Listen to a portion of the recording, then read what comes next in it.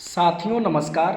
आज के इस वीडियो में हम लोग बात करेंगे बिहार एसटीईटी और साथ में बात करेंगे 7वें चरण की होने वाली बहाली प्रक्रिया से संबंधित। फ्रेंड्स, आप सभी लोग जान रहे हैं कि 7वें चरण की बहाली प्रक्रिया माध्यमिक, उच्च माध्यमिक, प्राइमरी और मिडिल सबकी बहाली प्रक्रिया को डिले करने की सरकार मंशा बना ली है। और जितने भी स्टूडेंट हैं, चाहे माध्यमिक के हों, उच्च माध्यमिक के हों, प्राथमिक के हों या उच्च प्राथमिक के हों, सभी को मिल करके आंदोलन करनी चाहिए। और आंदोलन का बिंदु कुछ भटक करके नहीं बल्कि सही ढंग से मांग होनी चाहिए, तब जाके आपका आंदोलन सफल होगा और सही ढंग से आपका आंदोलन होगा। तो आप सभी को मेरे द्वारा एक सुझाए हुए बात है, अगर आप सभी लोग मेरे इस बातों को अगर ध्यान में देते हैं तो आप सभी की बिल्कुल रूप से जो है भलाई ही होगी, बुराई नहीं हो सकती। अगर आप सभी लोग आंदोलन में जाते हैं और आंदोलन करते हैं तो निश्चित तौर पे आप लोगों को 3-4 ऐसे बिंदु हैं जिस पर मांग करनी चाहिए। पहले आपको बता दें कि जितने भी लोग मेरे वीडियो को देख रहे हैं उनसे नम्र निवेदन होगा कि जो भी आंदोलन का डेट फिक्स हो रहा है, आप सभी लोग उस आंदोलन में बढ़ चढ़ के हिस्सा डालें। जितना ज़्यादा से ज़्यादा मात्रा में होंगे उतना ही अच्छा से अच्छा होगा।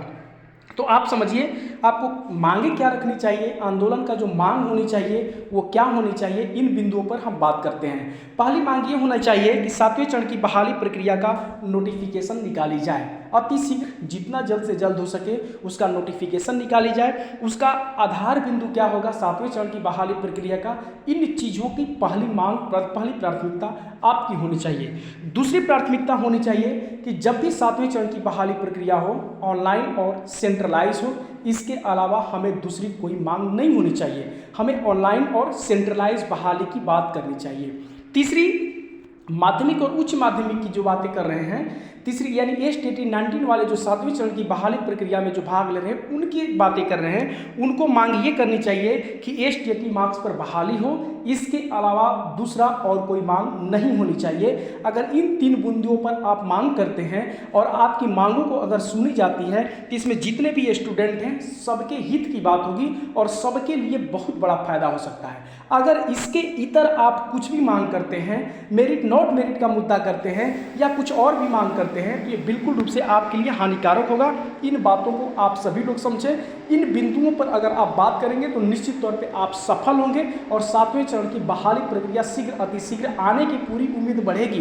लेकिन ये तब होगा जब आंदोलन आप जम के करेंगे और इन 3 बिंदुओं को लेकर के आप चलेंगे, इन 3 बिंदुओं की मांग करेंगे, तब जाके ये सारी चीज़ें आपको निकल करके आएगी और तब जाके ये सारा चीज़ आप कर सकते हैं। अन्यथा आप जो है कुछ भी मांग करेंगे इसके अलावा, वो आपकी मांगे जो है बिल्कुल जायज़ नहीं होंगी, गलत होंगी और उस पर जो है कोई भी विचार करने योग्य भी बातें नहीं होंगी। तो इन चीज़ों को आप सभी लोग ध्यान दें और इन चीज़ों को सुने। ये 3 बिंदु ही हैं जो आपको 7वें चरण की बहाली प्रक्रिया को संपन्न करा सकता है। इसलिए आप सभी लोग जो भी आंदोलन हो उस आंदोलन में बढ़ चढ़ के हिस्सा लें और इन 3 बिंदुओं पर ध्यान रख करके बातें करें, आंदोलन करें। ये जरूर आप लोग सफल होंगे। उम्मीद है कि आप हमारी बातों को समझ चुके होंगे, सुन चुके होंगे और बिल्कुल रूप से अगले आंदोलन में आप इन्हीं चीज़ों की बातों को ध्यान में रखते हुए आप आंदोलनरत रहेंगे। धन्यवाद।